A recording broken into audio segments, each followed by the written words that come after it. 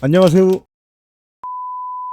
자, 오늘은 새우를 가져왔습니다. 코스트코에서 구매한 냉동 흰다리 새우입니다. 흰다리 새우는 대하랑 굉장히 비슷한 새우이고 꽤 저렴한 편이라서 대하 대용으로 많이 사용되는 새우인데요. 이런 흰다리 새우를 더 사용하기 좋게 꼬리까지 제거해서 냉동해서 파는 제품입니다. 코스트코 제품이 아니더라도 다양한 제품이 있는데요. 오늘 이렇게 편리한 냉동 흰다리 새우로 요리 3개 만들어 보겠습니다. 먼저 할 요리는 향라새우입니다. 새우 200g 해동해서 준비해줬고요. 향라새우는 양꼬치집 같은 데서 많이 팔고 있는 메뉴인데요. 껍질째 튀긴 새우를 고추기름과 고추튀김, 땅콩이랑 마늘종과 함께 볶아서 나오는 요리예요. 원래 껍질째 튀긴 새우를 먹는 맛이 있는데 오늘 이렇게 냉동 새우를 준비했으니까 껍질 없이 간단하게 만드는 향라새우 알려드리겠습니다. 우선 전분이 필요하고요. 저는 감자 전분 준비했습니다. 튀김가루 같은 걸로 준비하셔도 상관없어요. 해동해둔 새우를 키친타올로 물기를 잘 닦아줍니다. 잘 닦아준 새우를 비닐봉지에 넣어주시고요. 전분을 2테이블스푼, 비닐봉지째로 사정없이 흔들어주세요. 전분이 골고루 묻었는지 확인을 해주시고 부족하면 전분을 더 넣어주세요. 기름을 얇게 빨고 뒤집어가면서 튀겨주시면 됩니다. 새우를 튀기는 동안 소개해드릴 게 있는데요. 이것은 황비홍이라는 고추부각입니다. 황비홍은 제품명이고요. 땅콩과 고추를 바삭하게 튀겨가지고 만든 고추부각이에요. 내용물은 이렇게 짭짤하고 매콤한 양념이 되어 있는 고추튀김과 땅콩입니다. 한번 먹어보면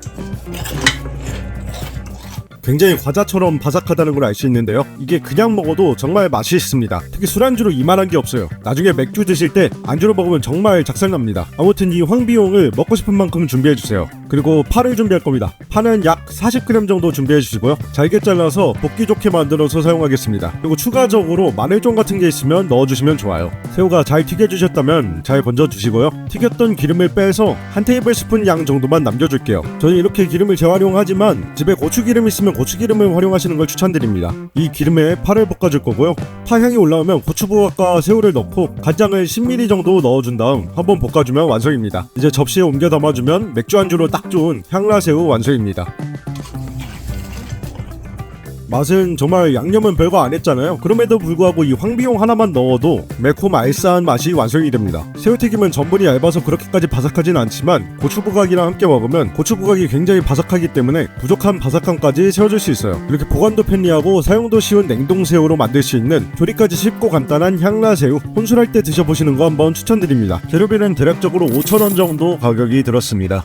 이번에 이탈리안 파슬리 10g을 준비했고요. 그 다음 마늘을 8쪽, 마늘이랑 새우, 그렇습니다. 감바스 알 아히오를 할 거예요. 우리나라에선 그냥 감바스라고 부르죠. 저도 그냥 편하게 감바스라고 부르겠습니다. 마늘을 편썰기 해주시면 되는데요. 저는 칼로 썰다가 문명의 이기 마늘 슬라이서를 가져왔습니다. 답답하게 칼로 썰지 말고 이렇게 간편하게 마늘들을 도륙낼 수 있습니다. 그리고 페페론치노 취향대로 준비해주시고요. 파슬리는 줄기를 떼가지고 이파리만 준비해줄게요. 이 이파리를 잘게 다져주시면 됩니다. 그리고 파슬리 없으시면 그냥 생략하셔도 괜찮아요. 그리고 올리브오일을 4테이블스푼에서 60ml 넣어주시고요. 마늘과 페페론치노가 타지 않게 중불에서 중약불 정도로 기름에 끓이는 느낌으로 해주시면 됩니다. 그리고 해동해둔 새우 100g을 넣고요. 어느 정도 익을 때까지 잘 끓여주시면 됩니다. 새우가 어느 정도 익었으면은 저는 마늘향을 추가하기 위해서 다진 마늘을 반 스푼 넣었고요. 그 다음은 파슬리랑 좋아하는 허브 있으면 넣어주시면 좋습니다. 저는 바질을 넣었습니다. 개인적으로 바질을 좋아하기도 하고 바질 향이 감바스랑 잘 어울리는 것 같아요. 마지막으로 같이 먹을 바게트를 버터에 잘 구워주시면은 이제 완성입니다.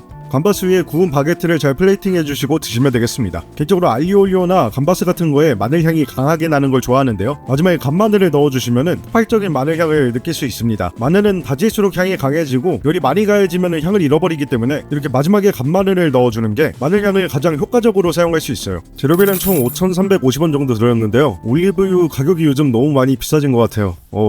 자, 이번엔 멘보샤 해보겠습니다. 마트 가면 식빵 한 줄 1,000원에도 팔죠? 식빵 한 줄의 절반 정도 이용하겠습니다. 식빵은 모퉁이를 다 잘라서 4분의 1 크기로 잘라주세요. 그리고 해동해둔 새우 200g을 다져줄 건데요. 칼 날로 다지면 생각보다 잘 안 다져져요. 그리고 칼 날도 상하니까 칼 등으로 이렇게 두들겨주시는 게 가장 효과적이고요. 입자가 어느 정도 있는 게 맛있으니까 너무 곱게 다져지지 않을 정도만 다져주시면 됩니다. 그리고 이 새우에 전분을 2스푼, 계란은 흰자만 해서 넣어주세요. 흰자 양이 너무 많으면 좀 질어질 수 있기 때문에 적당히 넣어주시는 게 중요합니다. 저는 흰자가 좀 더 들어가가지고 조금 질어지긴 했네요. 이러면 모양이 예쁘게 안 나와서 모양 잡기가 조금 힘들긴 합니다. 반죽을 이렇게 한가득 잡고 손에 꽉 쥐어주면 이렇게 반죽이 올라오는데 이거를 차례차례 올려주시고 뚜껑을 덮어주시면 되겠습니다. 그리고 준비된 멘보샤를 튀겨줘야 되는데요. 이미 빵이 익어있는 상태니까 절대로 고온에서 튀기시면 안 되고요. 중불 정도에서 천천히 튀겨주시면 됩니다. 마저 튀겨지는 사이에 저는 불닭마요 소스를 준비했는데요. 마요네즈랑 불닭 소스를 10대 1 비율로 준비했습니다. 다 튀겨진 멘보샤는 때는 기름을 좀 오래 빼주시는 게 좋아요. 약한 불로 튀기다 보면은 기름을 굉장히 많이 먹어서 느끼할 수 있거든요. 철망이 있으시면 철망 위에 올려둬서 기름을 빼주시는 게 좋습니다. 그리고 남은 식빵도 이렇게 튀겨가지고 설탕까지 솔솔솔 뿌려주면은 스모 선수 데뷔도 꿈은 아닙니다. 새우 모양이 예쁘게 안 잡혀가지고 썩 그렇게 예쁜 모양새는 아닌데 맛은 파는 거랑 다를 게 없을 정도로 맛있게 잘 나왔습니다. 멘보샤는 보통 칠리 소스랑 먹잖아요. 근데 이 불닭마요 소스랑도 굉장히 잘 어울리더라고요. 매콤한 맛이 느끼함을 잘 잡아줘서 불닭마요랑 먹는 것도 굉장히 잘 어울려요. 총 재료비는 약 5,500원 정도 들었습니다. 식빵을 마트에서 샀는데 1,000원에 할인하고 있어서 좀 싸게 구할 수 있었어요. 멘보샤 정도면 튀김옷도 따로 필요 없고 튀김 중에서는 제일 쉽다고 생각해요. 들어가는 재료도 그렇게 많지 않으니까 집에서 한번 해보시는 거 추천드리겠습니다. 오늘은 이렇게 정말 간단하게 만드는 새우 요리 3가지를 만들어 봤는데요. 술안주로 정말 좋은 메뉴들이다 보니까 집에서 혼술할 때 만들어 보시는 거 좋을 것 같아요. 영상 시청해주셔서 감사드리고 다음 영상도 기대해 주시기 바랍니다. 지금까지 장백준이었습니다.